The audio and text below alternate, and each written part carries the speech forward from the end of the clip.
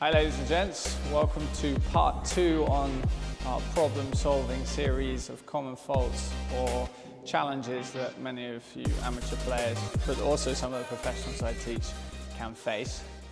So, in simple terms, errors on a short game.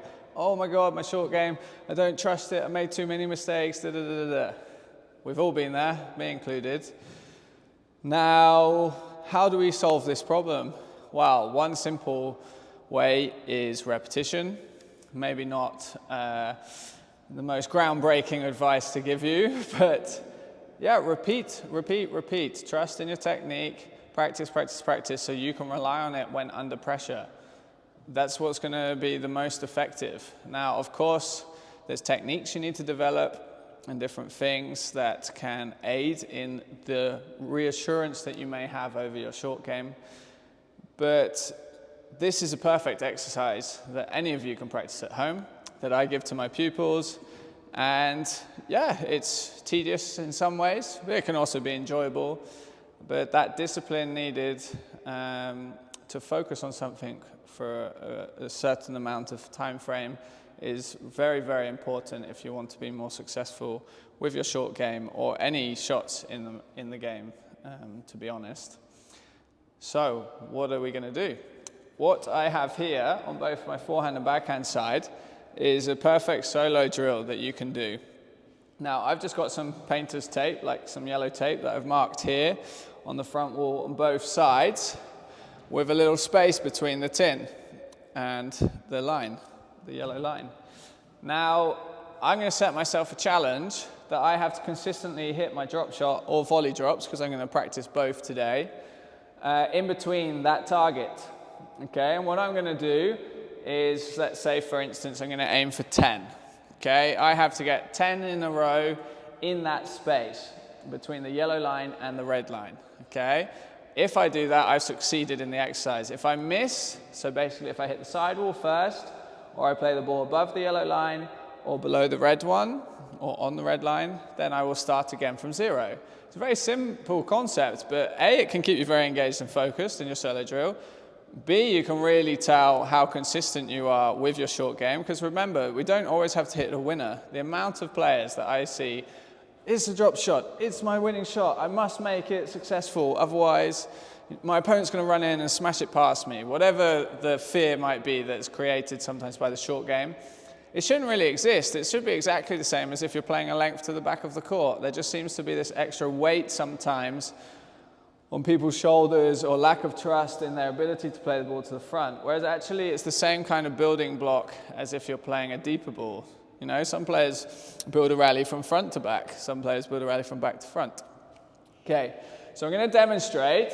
I think for consistency, just by repeating, you will find through feeling more success. But I would say, and those of you that have tuned in a lot to my videos, stability is something I really coach a lot. So that's going to be in my lower body, keeping nice and still, and it's also going to be about keeping a nice structured racket head, which has less variations happening. Something that I can really rely on and trust where it is in the air as I'm swinging to the ball.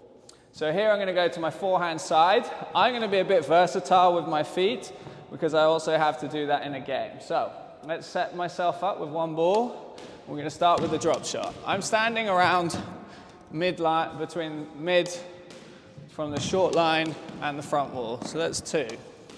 Keep the focus here. It's also a challenge talking doing this. Jeez.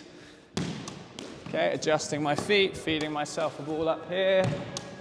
Here I've got 4. You can see there's a lot of consistency in the shape of my racket.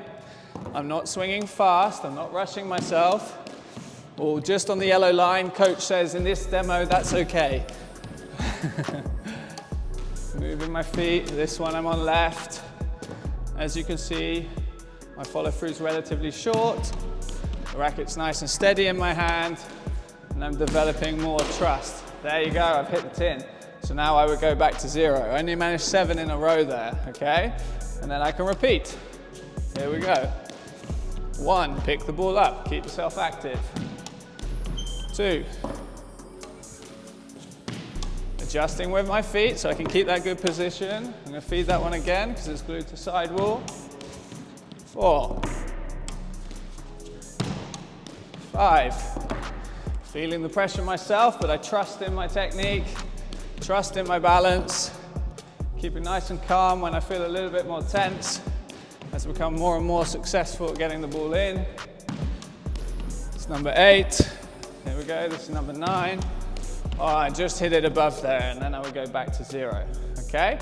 It's such a good exercise, and even while talking to you guys now, as an extra dynamic of needing to describe the exercise and focus on what's happening, but you can also create pressure yourself and replicate slightly what might happen in a game as well.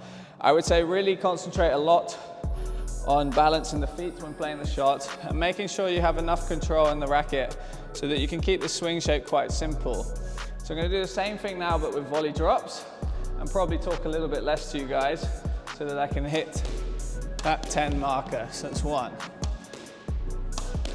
2. As you get better at this exercise, you can stand further and further backwards. Pick the ball up, feed yourself to keep that dynamic movement happening. God, I never imagined how the talking aspect and doing would really increase the difficulty here. Oh, that was very close.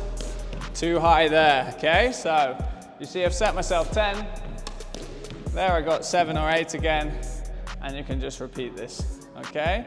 Let's have a little look at me doing it on the backhand side as well, just so you can see some similar visual demonstrations. So now I've got the front wall target here. I'm going to stand close to the short line, but obviously you can do it from any position.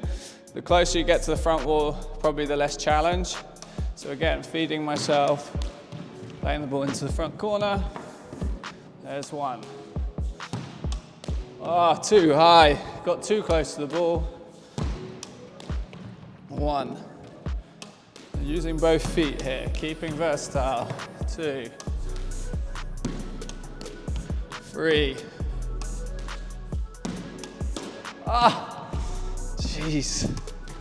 Back to 0 he goes. I would like to say I'm giving the bad examples on purpose, but that's not completely true. Here we go. Nice, keeping calm in my shots here. Keeping the swing shape simple. You can hear me going quieter and quieter as I make sure that I get 10 here. 4 more to go. Pressure's on. What pressure? No pressure, he says. 2 more to get. Oh, was that too high? What do you reckon? No, good, thanks. 10. Okay, and again, you do the same example, feeding yourself to the volley drops. Pick it up, keep active, make it a good exercise. That's 2, and there's a tin, and then you would reset. Okay? Very, very useful exercise. I mean, even me just doing it for you viewers back at home then, already I'm feeling like, oh, am I going to get it in? I obviously have to show a good demo for you guys. And it's already replicating some pressure and making me rely on something that I can trust. And that trust exists through repetition and through sound technique. You can feel and find your own way to it. Of course, there's some fundamentals, like I said, of the balance, how stable the racket is, the size of the swing, staying medium to short. But everyone will play it in a slightly different way. You can see all the pros, their short game all has little different details. You have to take ownership over it, and therefore then it's yours, and you can rely on it when you're under pressure in matches. All right, I'd love to hear how it goes, and if anyone needs any advice, you can always reach out to me. All right, thanks very much, guys and girls. See you soon.